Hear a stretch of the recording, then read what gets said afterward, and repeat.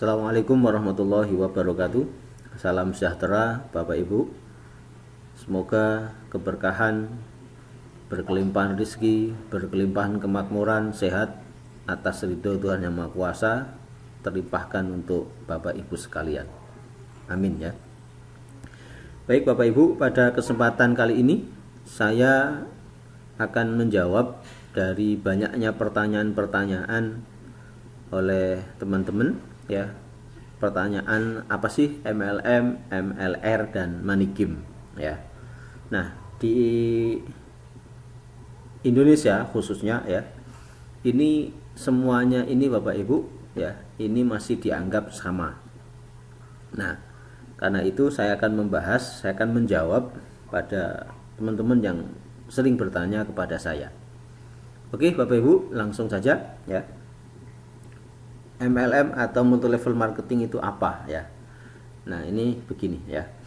Sebuah kegiatan perdagangan biasa ya, salah satu strategi dan pengembangan bisnis prosumer atau profitable consumer ya. Di mana di perdagangan yang sistemnya adalah sistem konvensional ya, atau Bapak Ibu biasa kenal grosir atau distributor ya. Di mana grosir atau distributor ini membeli produk ke pabrik ya, atau ke perusahaan ya, lalu menjual ke grosir yang lebih kecil ya, ke toko atau ke pengecer ya, dan sebagainya. Nah, di mana di setiap tingkatan ya ada selisih keuntungan yang didapat distributor ke grosir, pengecer, itu masing-masing ada selisih ya. Itu ya perdagangan seperti biasa, seperti umum, itu disebut konvensional. Nah, di multi level marketing ya, seseorang membangun sebuah jaringan untuk memasarkan produk sebuah perusahaan ya, produk sebuah perusahaan. Nah, masing-masing anggota jaringan membeli produk ke perusahaan dan menjualnya ke konsumen. Di akhir bulan, perusahaan menghitung pembelian di setiap level grup. Dari jumlah pembelian, mereka ada yang dianggap konsumen ya. Kalau dia belinya kecil ya, belinya 1 botol, 2 botol ya, ya itu dianggap konsumen atau pengecer.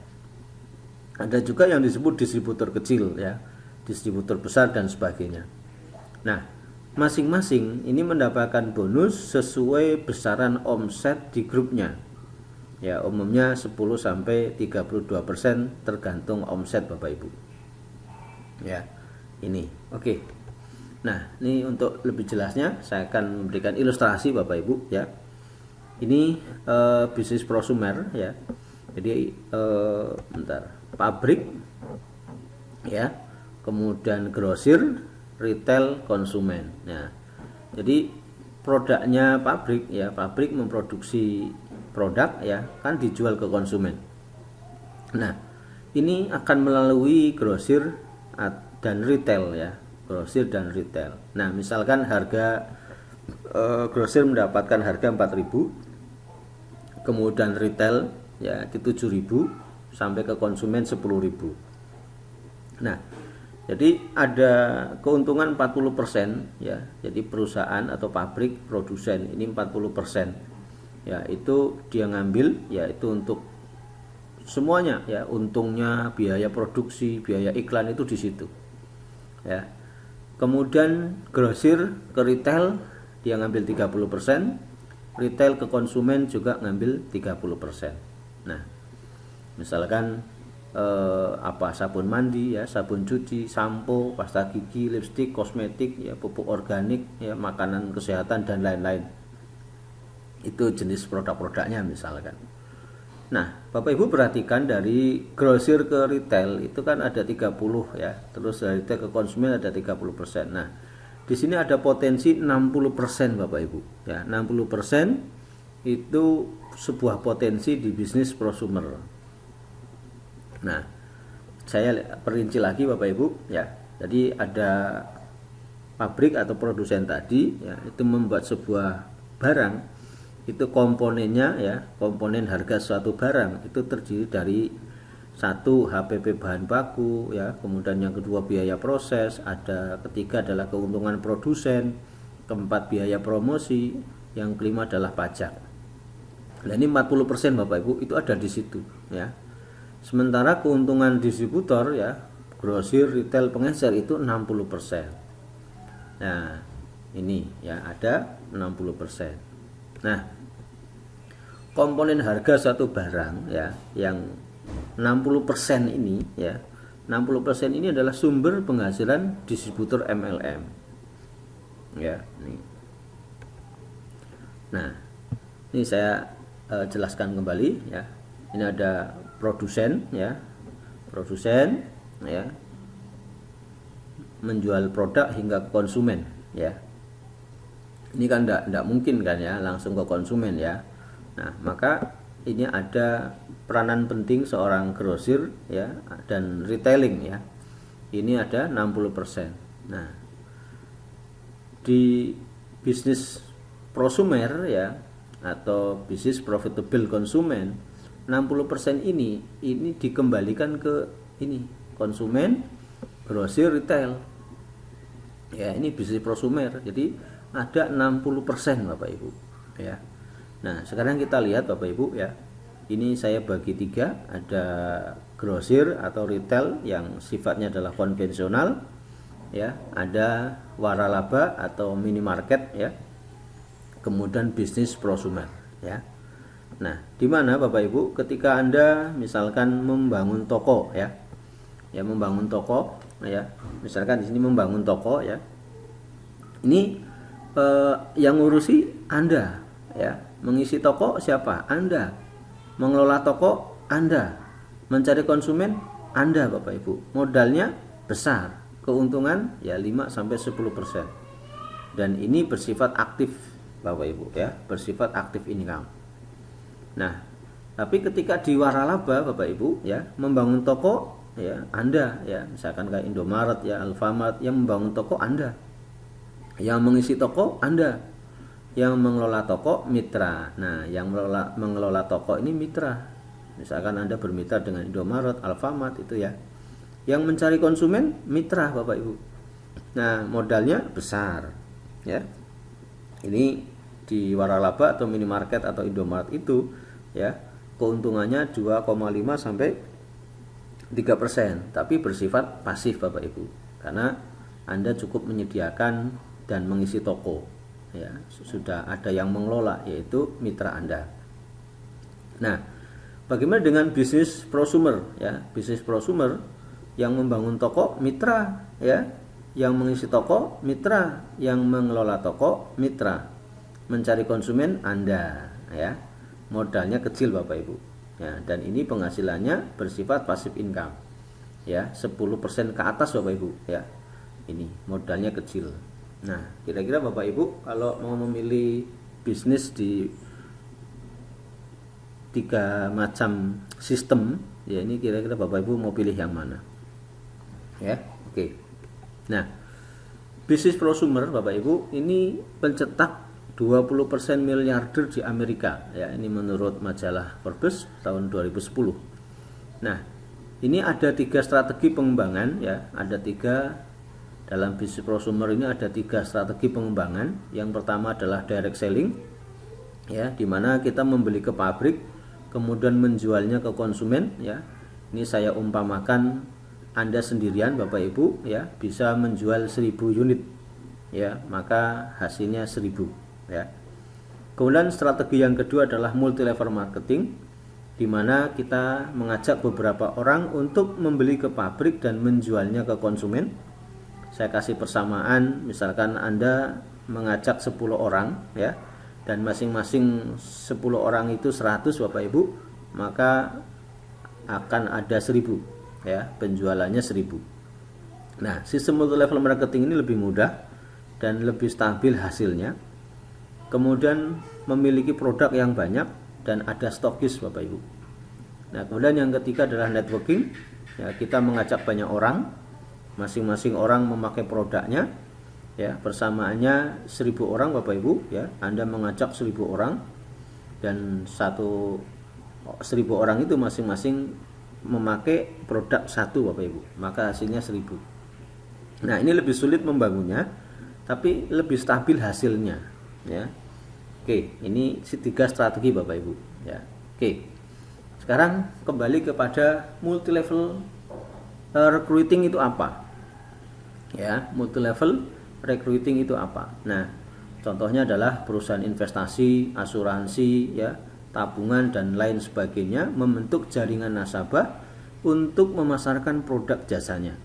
Ya, dahulu masih sederhana disebut member get member ya. Nah, member get member. Nah, kemudian anggota jaringan dibayar berdasarkan jumlah orang yang direkrut. Pembayaran tidak dilakukan oleh perusahaan, tetapi menggunakan sebagian uang yang disetorkan oleh calon anggota. Nah, uang dari calon anggota dibagi ke atas ya, atau anggota sebelumnya ya, anggota sebelum Anda ya, sesuai posisi mereka di grup. Nah, ini. Nah, kalau money game itu apa ya? Money game ini bisa berbentuk jaringan, bisa juga sistem agen ya. Nah, biasanya di sini adalah kita menyerahkan sejumlah uang, kemudian dijanjikan mendapatkan uang atau barang atau jasa yang jumlahnya lebih besar dibanding dengan uang yang disetorkan. Nah, di sini kedoknya bermacam-macam Bapak Ibu, bisa berkedok investasi ya, umroh ya, hadiah mobil, sepeda motor dan lain-lain ya. Jadi sebenarnya barang atau uang atau jasa yang kita terima adalah uang dari pendaftaran setelah kita. Jadi ketika ada orang daftar ya, dari uang pendaftaran itu ya, tidak ada investasi ya, investasinya nggak ada, atau penjualan sesuatu ya, semata-mata uang itulah yang diputar-putar ya. Nah, di proses ini atau di money game ini, posisi peserta, kalau Anda misalkan daftar, maka Anda tertipu Bapak Ibu ya. Kalau Anda mau dapat uang ya, Anda harus menipu Bapak Ibu. Kok bisa? Ya, karena ketika Anda daftar, Anda tertipu ya. Orang-orang yang di atas Anda dapat uang dari pendaftaran Anda. Kalau Anda mau dapat uang ya, Anda harus menipu orang yang biar masuk ke grup Anda ya. Ini money game Bapak Ibu. Nah, skema money game ini dibuat oleh Charles Ponzi ya, penipu di tahun 1920-an Bapak Ibu ya. Ini saya aja belum lahir ya. Ini saya lihat di Wikipedia ya, saya browsing, silakan Bapak Ibu cari aja nama, nanti ada namanya, saya kasih namanya ya. Jadi contoh money game ini biasanya ya, dulu itu sering sekali, saya juga pernah sering dapat ya, diletakkan di ATM ya, semacam lembaran-lembaran gitu, atau semacam surat berantai ya, atau sekarang ada WhatsApp berantai ya. Bahkan yang terbaru lagi itu apa namanya, di online banyak itu ya, kayak semacam sedekah apa namanya, saling bantu teman bayar hutang ya. Nah, ini biasanya begitu. Nah, ketika di surat berantai ini ya, kita diwajibkan menyetor sejumlah uang ke rekening tertentu ya, kemudian dijanjikan akan mendapatkan uang berlipat ganda dari setoran anggota berikutnya ya. Ya, saat ini banyak Bapak Ibu ya diberi label sedekah yang tadi saya katakan menolong menyelesaikan hutang itu ya. Kemudian yang kedua, investasi uang seperti Pomas, Pandawa dan sebagainya ya, silakan Bapak Ibu browsing aja. Investasi agrobisnis seperti Kisar ya, ini tahun 1997 sampai 2003 ini marak sekali Bapak Ibu ya. Ini ada investasi kayu ya, itik ya, sapi kayu dan lain sebagainya ya. Jadi menjanjikan lebih luar biasa ya. Kalau memang kayu itu lebih menarik, kenapa dia tidak langsung membeli aja ke petani kayu, atau kenapa dia tidak langsung beli saja sapi perahnya atau apa begitu ya. Nah, ini luar biasa sekali Bapak Ibu ya, orang mudah tertarik ini ya. Padahal itu money game, sapinya nggak ada, kayunya nggak ada. Kemudian umroh murah ya, ini yang sudah Bapak Ibu saksikan ya di media televisi ya, ada first travel, Abutur dan lain-lain. Nah ya, kemudian skema piramida. Nah, ini money game Bapak Ibu ya. Oke. Nah, ini orangnya Bapak Ibu ya, yang menciptakan money game pertama ya, Bernard Madoff ya, money gamer terbesar ini ya. Dia lahir tanggal 29 April 1938, meninggal tahun 2017 ya. Menjalankan skema Ponzi ini mulai tahun 1960 ya hingga 2008 ya. Sangat lama sekali Bapak Ibu dia praktek itu. Dia hanya memiliki nasabah 4.500 ya, terdiri dari orang kaya, yayasan sosial, badan amal ya. Dia menggunakan begitulah ya. Kemudian dia menjanjikan imbal atau nisbah yang besar ya. Tidak ada kegiatan investasi apapun ya. Imbalannya imbal hasil diambilkan dari uang nasabah sendiri dan nasabah setelahnya. Jadi dapat uang dari mana ya, dari situ ya, dari ada orang daftar jadi nasabah, uang itu diambil kekasihkan ke orang sebelumnya. Nah, ini merugikan nasabah hingga 60 miliar dolar Bapak Ibu ya, kurang lebih 942 triliun ya. Dan ini terbongkar ya, permainan ini terbongkar karena laporan anaknya sendiri yang baru tahu bahwa perusahaan ayahnya itu ternyata hanyalah skema Ponzi. Dan akhirnya Bernard Madoff ini di tahun 2009 dihukum 150 tahun dan dia stres Bapak Ibu, mati di penjara. Ya, oke. Nah, yang sering terjadi adalah umroh money game ya. Ini Bapak Ibu saya kasih tahu ya. Ada dua ciri, yaitu satu, harga di bawah umroh. Harga itu di bawah ya, harganya murah. Ya, harga di bawah umroh ya, umroh pada umumnya maksud saya. Terkadang diberi label sedekah ya, tidak langsung berangkat setelah membayar. Kok bisa? Ya karena gini, uang kita dipakai untuk membayar calon jamaah sebelumnya.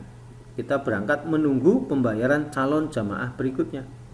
Ya, contoh first travel ya, membayar 14,5 juta, mendapat fasilitas senilai 25 sampai 30 juta.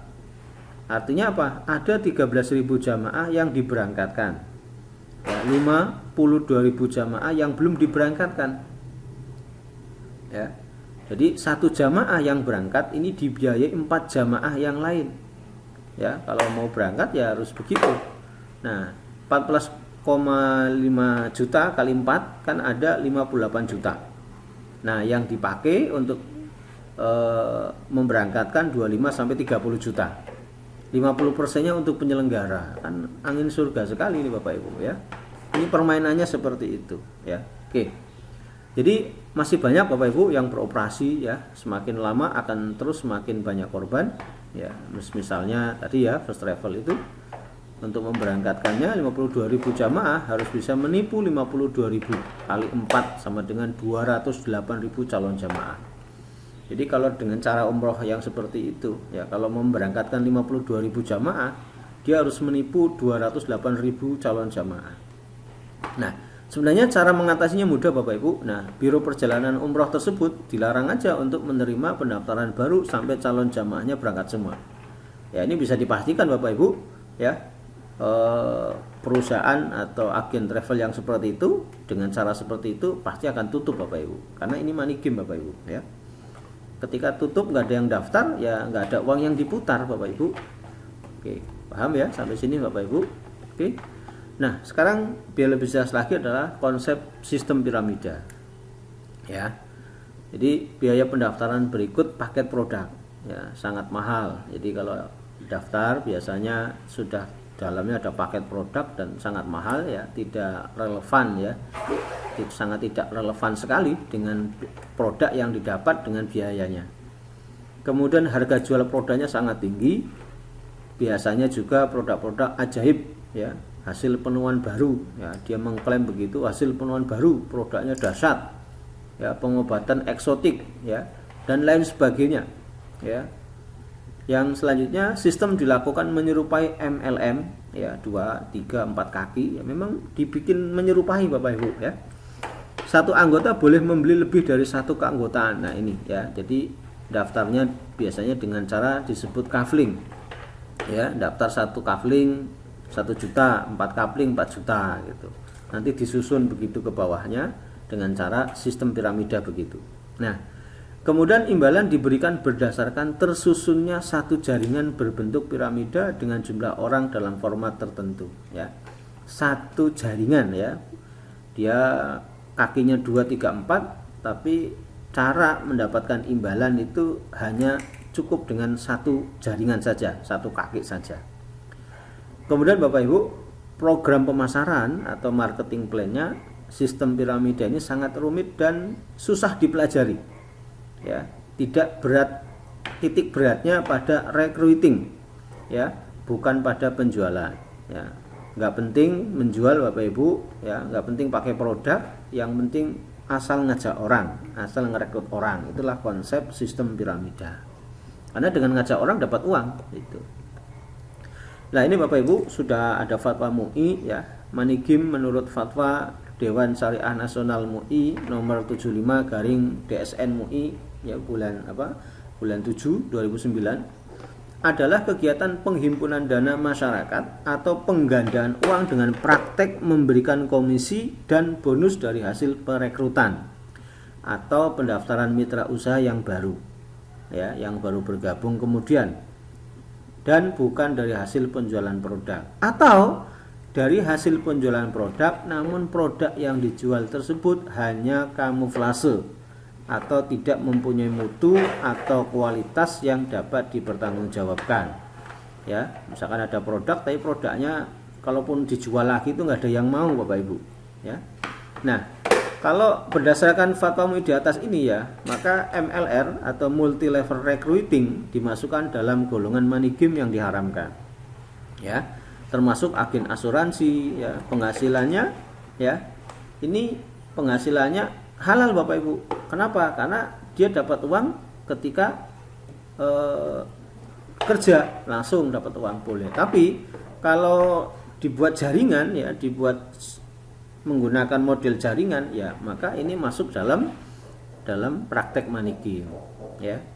Seperti misalkan, ya, dalam tabungan, misalkan menabung, ya, menabungnya kan dijanjikan, ya, namanya dijanjikan itu kan belum dapat, ya, 10 tahun akan datang baru dapat. Nah, tapi orang yang merekrut, ya, itu kan sudah dapat uang duluan. Nah, ini berarti masuk ke dalam multi level recruiting Bapak Ibu, dan ini masuk dalam fatwa MUI dan itu tidak diperbolehkan. Nah, yang paling penting Bapak Ibu di sini adalah dari mana asal uang Anda, ya, dari mana asal uang Anda. Nah, jaringan atau Anda, ya, ini, ya, uang Anda. Nah, kalau didapat dari hasil sebuah investasi, maka ini bagus Bapak Ibu, ya. Nah, benar, ya. Nah, asal jangan terjebak di investasi bodong. Biasanya investasi bodong itu, ya, menjanjikan, wah, ini dapatnya besar, cepat, aman, santai aja. Nah, kalau udah gitu pasti tipu-tipu Bapak Ibu, ya. Pasti tipu-tipu. Nah, uang Anda dapat dari hasil dari jual beli produk. Nah, ini kalau hasilnya dari jual beli produk Bapak Ibu, misalkan prosumer, ya, tadi ada prosumer itu kan ada direct selling, MLM, networking, ya. 1 kali 1000 sama dengan 1000. MLM itu 10 orang yang Anda rekrut, ya, yang Anda ajak, kemudian masing-masing 100 sama dengan 1000. Networking, Anda mengajak, mensponsor 1000 orang, masing-masing 1 sama 1000. Nah, ini boleh Bapak Ibu, ya, karena jual beli produk.